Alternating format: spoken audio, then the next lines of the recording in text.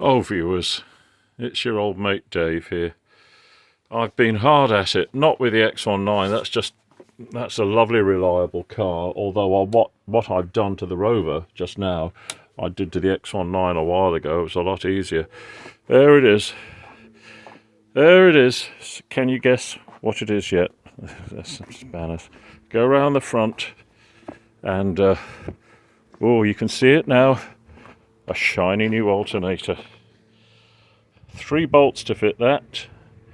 Easy job. But what happened was I was driving home from the Wheel Martin Museum on Thursday night, and I had the headlights on, I had the fan on for demisting, and I had the wipers, and the lights got dimmer and dimmer, and headlights wouldn't work, and the indicator stopped working. Anyway, I managed to get it home, and I'd noticed that the needle worked for discharging, but it didn't move over very far for charging. And so I got home and had a thought, and the next morning I thought, perhaps the earth strap, which is down there if you ever want to find it, it's down there. I thought, I'll do the earth strap first, but it wouldn't start. It had drained the battery so much, so I thought, no worries, I'll take the battery inside and I'll put it on charge, and it had gone down to 50%, you see, while it was powering the car by itself. And so I had to, there's a couple of old ones, so I had to send away, I got the chargers, an old one and a really modern one, and there we go, it wouldn't charge past 60%, just over 12 volts, and everybody on the internet says that's no good, it's had it, so I thought it must be the alternator, so I sent off for an alternator. There's the old battery that's come out, 60%, and there's the old alternator, and you can have a look at the back of it. It's an antique, really is.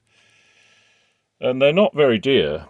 And when I sent off for it, it said, is it a left hand or a right hand? And I thought, it's on the right hand side of the car, it must be a right hand. So I said, right, we'll have it to you tomorrow, £70. And I thought, well, that's good. See, it even says Lucas on the cover. Why is the cover off this one? Because when it came today, it wouldn't fit, because the car is supposed to have a left hand alternator. Oh, blooming heck. Same alternator, but with the bracket the other way around, it just wouldn't fit. But anyway, I looked at it for a while and I found that this bit on the front is the main thing. And if it was round the other way, it would be a right-hand alternator. And I thought, I wonder if I can move it. And there's three long screws, machine screws. And you take the cover off, which is only 2 little screws. And then you undo the 3 screws. I put penetrine on and stuff like that, but one of them snapped. But I thought, anyway, I'll try it on this, and if it works, I'm fine. If not, I'll have to send it back. And so they came out eventually, and I turned it around, and it was fine. I kept looking and thinking, it can't be right, but it was right. There's a bush there that comes into it in a while. Anyway, so I got my new one and took my life in my hands and undid the cover off the back and took the 3 screws out and rotated it and made sure that I'd got it the right way and tightened it all up one at a time a bit, so that it was even. See, it only goes back that far onto it. It's not far, this case. Then I took it to the car and it wouldn't fit. And I was trying to put this between 2 brackets and it won't fit between 2 brackets. And again, it was handy having this out because I brought the new alternator here and I checked it and it's always the same size, and it was that bush and it was the wrong way. So this is the right way, so I got a big rubber hammer, and went wallop, wallop, wallop, wallop, wallop that way and pushed it through. And then I took it to the car. Let's go to the car. Right, see, I was trying to take that pulley off. You'll see why. And I got my impact driver and I got the nut off, but I haven't got a puller. But I thought, well, I went to fit it on, and the belt, silly me, so-called expert, silly me. There's the new battery in the car, connected up the right way, and good thanks to my friend Chris. I put the positive on first and then connected to my watch strap to it, and I've got a nice tan round my wrist now. Hello to Alan and Nigel and a fellow with a dog and all sorts of people, Glinda of course, and Reg and this tale of woe. Anyway, when I put the fan belt on, this wouldn't come over. This went right over to the brake thing, And I thought, oh, it needs a bigger pulley, or it needs a... And I was just about to go and get a puller for the take it off, or perhaps a smaller fan belt. And I thought, hang on, David, when you were testing that, when you were putting that on, was it round the bottom of the engine? And it wasn't round the bottom of the engine. So when I put it on round the bottom of the engine, it fitted round there really nice. Actually, there's a bit more space than there was before, and that'll go round faster. So there we are. That was coming home. The light's getting dimmer and dimmer because the poor car was trying to run on the battery alone. No wonder I couldn't see very far. And so a new battery, new alternator. So if you get one of these and you think, oh, it's a right hand or a left hand, if you're reasonably handy, you can undo the bolts and it makes no difference. And if you go on the internet, you'll see people have done it, because it's only this housing. Nothing on the electronic part of it moves. It's just that housing moves around. It's unbelievable. It's a bit of luck.